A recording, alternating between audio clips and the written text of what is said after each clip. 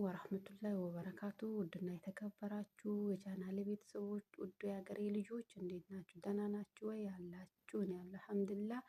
እና ዛሬ ይዤላችሁ የመጣሁት ነገር ይህ ነገር ኢትዮጵያ ላይ በየሀገራችን በየአካባቢያችን ምን ተብሎ ይጠራል? ለምንስ ይጠቅማል? ምንስ ይሰራበታል?